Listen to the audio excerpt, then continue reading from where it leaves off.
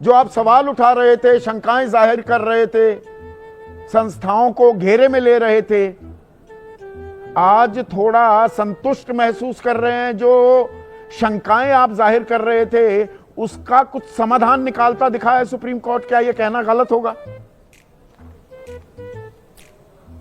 संदीप भाई, आपने एक बात गलत कही कि हम संस्थाओं को घेरे में ले रहे थे। अनुराग ठाकुर भी तो संस्थाओं को ही कल घेरे में ले रहे थे।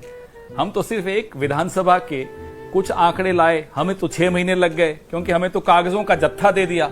अनुराग ठाकुर को चमत्कारिक रूप से इलेक्ट्रॉनिक वोटर्स लिस्ट मिल गई होगी। 6 लोकसभा 6 दिन में सारे आंकड़े उनके पास थे, तो उन्होंने भी कल संस्थाओं को घेरे में लिया।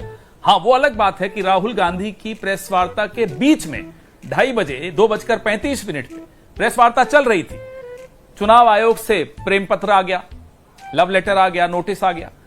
अनुराग ठाकुर को अब लगभग 30 घंटे 32 घंटे हो गए उनकी प्रेस वार्ता को। मुझे नहीं खबर आई कि उनको कोई प्रेम पत्र आया। रही बात सर्वोच्च न्यायालय की, स्वागत करते हैं हम ये, लेकिन पहला कदम है। लोकतंत्र की हत्या होने वाली थी और अब थोड़ा रोक लगी है, लेकिन हर कदम पे हमें सजग रहना पड़ेगा।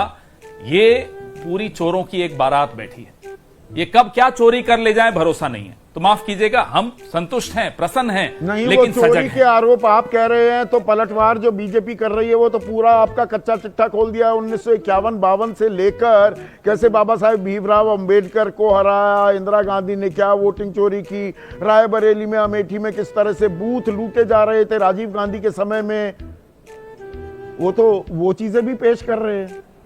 तो सोनिया गांधी 2 बार वोटर बन गई और नागरिक नहीं थी भारत की।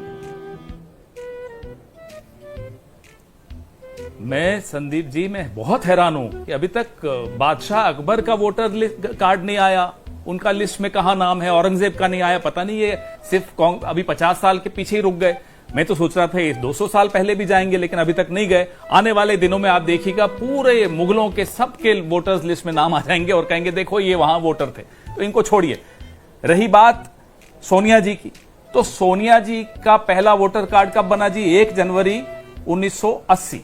किसकी सरकार थी? पूछिए जरा इनसे।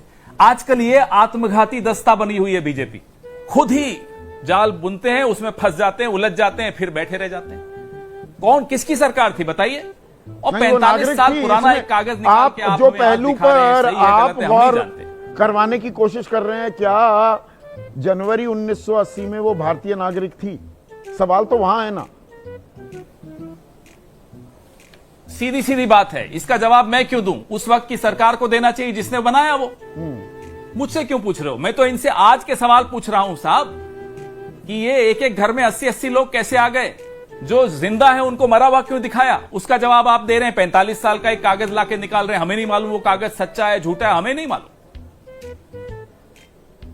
आप तो ये भी कह रहे हैं कि 2024 के लोकसभा चुनाव ही रद्द कर दो। आपने बाकायदा प्रेस कॉन्फ्रेंस की, चुनाव आयोग वाराणसी की वोटर लिस्ट दे, अनुराग ठाकुर ने 6 और फर्जी वोटर का खुलासा किया है, तो उसको आप चुनाव रद्द करवाना चाहते हैं, या अब आपकी शंकाएं दूर हो गई, या उस स्टैंड पर कायम है?